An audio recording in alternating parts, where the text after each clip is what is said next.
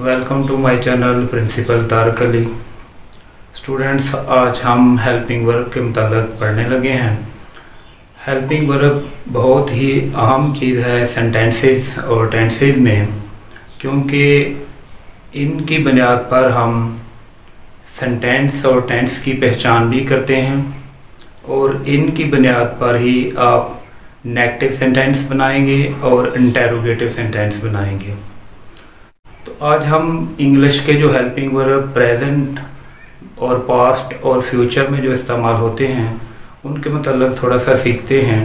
मज़ीद डिटेल जो है वो बाद में बेसिकली जो है वो शॉर्ट सा टेंस सीखने के लिए इनके मतलब थोड़ा सा जानना ज़रूरी था, इसलिए मैंने हेल्पिंग वर्ब के मतलब पहले लेक्चर रखा।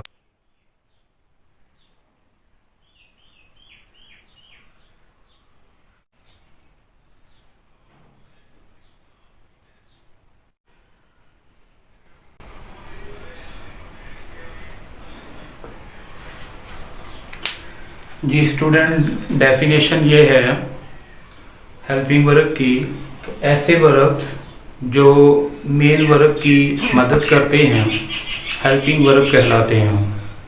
तो प्रेजेंट टेंस में जो हेल्पिंग वर्ब इस्तेमाल होते हैं वो do does, is are am, has have, been और बीइंग है।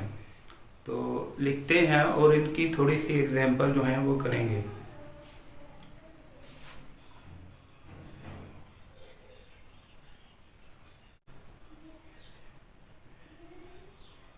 Present helping verbs in active or passive. Do, does, present and definite में इस्तेमाल होंगे। is, are, am, present indefinite passive में इस्तेमाल होंगे और प्रेजेंट कंटिन्यूस में इस्तेमाल होंगे। हैज़, हैव, इसी तरह been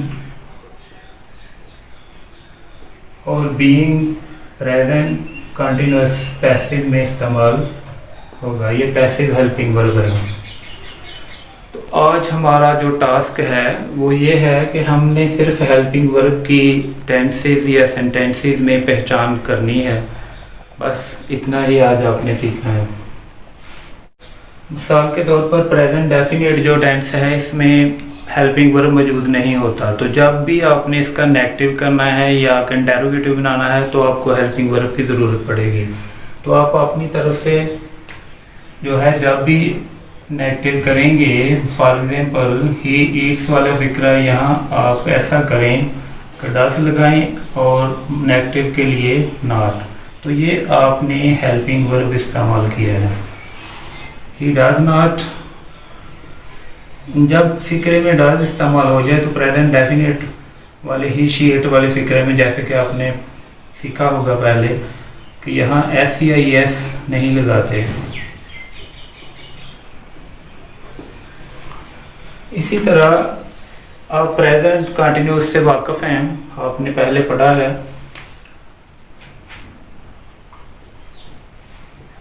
we are teaching them. यहाँ स्टूडेंट आज हमारा टास्क यही है कि हमने हेल्पिंग वर्ब जो है वो पहचानना है।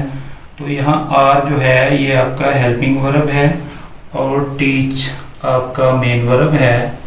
और प्रेजेंट परफेक्ट कंटिन्यूस की एक एग्जांपल करते हैं। आप देखेंगे कि उसमें तकरीबन 2 हेल्पिंग वर्ब मौजूद हैं। He has been watching। अब यहाँ नोट करें, ये हैज़ ये भी आपका हेल्पिंग वर्ब है, फर्स्ट हेल्पिंग वर्ब है ये आपका सेकंड हेल्पिंग वर्ब है और ये आपका मेन वर्ब है और ये जो ing फॉर्म है ये इस तरह आपने इस सेंटेंस में देखा कि इसमें दो हेल्पिंग वर्ब मौजूद हैं। ये past helping verb in active and passive डेट इस्तेमाल करते हैं और अगर पैसिव हो तो वाज वर। इसी तरह पास्ट कंटिन्यूस एक्टिव में भी आप वाज वर इस्तेमाल करेंगे। अगर आपने पैसिव बनाना है तो साथ बीइंग भी इस्तेमाल करेंगे। इसी तरह पास्ट परफेक्ट में चला जाएं तो आप हैड इस्तेमाल करते हैं।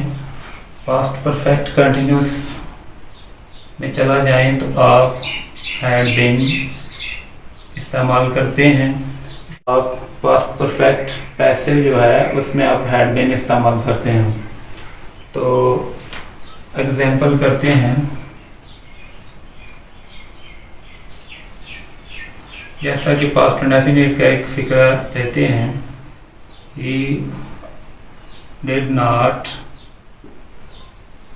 Play in the ground. For example he did not play in the ground. आपने सिर्फ ये चेक करना है कि ये आपका हेल्पिंग वर्ब है।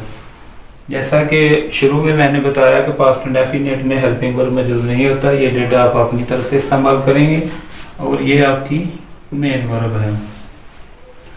इसी तरह आगे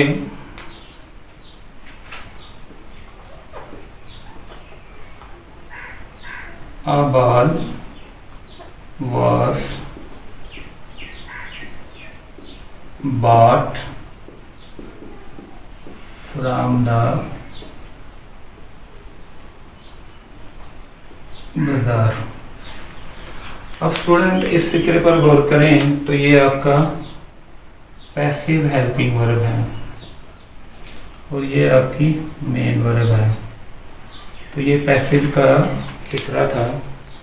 इसी तरह और एग्जाम्पल ले लेते हैं। He was reading a news paper. यहाँ ये आपका हेल्पिंग वर्ब है और ये आपका मेन वर्ब है। इसी तरह आप मुख्तलिफ एग्जाम्पल जो हैं वो खुद करें और ये जो आपके हेल्पिंग वर्ब जो हैं पास्ट टेंसेस में वो ये हैं, आप इन्हें याद करें और जब भी फिक्रे में आएंगे तो आपने ये शनाख्त कर लेनी है कि ये पास्ट टेंस के। Future helping verbs in active and passive के लिए स्टूडेंट आपने will, shall, will be, shall be, will have, will have been, shall have been इस्तेमाल करेंगे और इसकी एग्जाम्पल जो है वो नेक्स्ट लेक्चर में। तब तक के लिए अल्लाह हाफ़िज़। Subscribe my channel.